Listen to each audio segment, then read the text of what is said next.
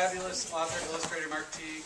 He is the illustrator of the How Do Dinosaurs Say Goodnight series, which is awesome. And he is the author and illustrator of the Dear Mrs. LaRue books, of which there is a new one, and this is why he's here, LaRue Across America, which will recall all of your most heinous vacation memories as a child. So it's our great pleasure to have Mark here. He's on tour with Scholastic, and we're lucky to have him. So let's give him a big welcome.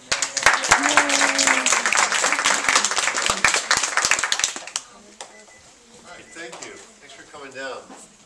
Yeah, I've got a new book. How many of you guys are familiar with this book? Have you seen this before?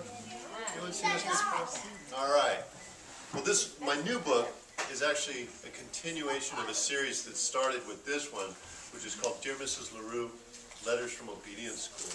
And this was actually inspired by a couple of real-life dogs. Well, one, primarily my own dog. I had a dog named Earl, who was this big Newfoundland dog. You guys know what a Newfoundland dog is?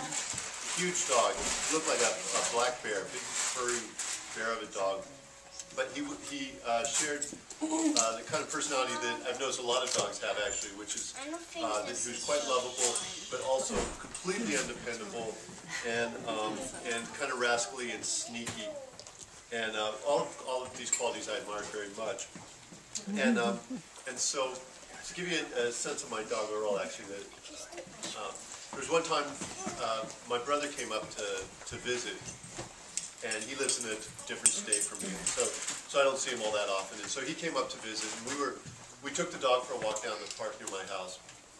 So my brother and I are having a conversation because we're sort of catching up. We hadn't seen each other for a while, and we're talking, and nobody's paying attention to the dog, which is something that the dog did not appreciate at all because he always wanted to be the center of attention. And so we were actually starting on our way back out of the park, and I noticed that my dog Earl had started to limp. He developed this limp, and he's limping along. And so I stopped and checked his paws to see if he picked up a thorn or a sharp rock or something, and I couldn't see anything wrong with his paw. I thought, well, all right, well, we'll go home, and if he's still limping after a while, I'll have to take him to the vet. And so we start up the hill, and he's going along, limping along, and a squirrel appears. And the squirrel comes running across the path in front of us. And as soon as Earl sees the squirrel, he takes off like a shot, chases that squirrel.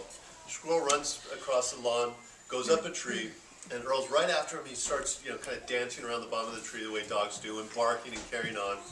And the squirrel's up there kind of, making fun of him up on a branch. And he's thoroughly engrossed in this squirrel for quite a while, until he notices that my brother and I are just sort of standing there watching him. And he kind of gets this guilty look, and he comes trotting back towards us. And about halfway to us, he suddenly remembers about the paw. And so the paw goes up, and he starts limping back. And the only thing was it was a wrong paw. So he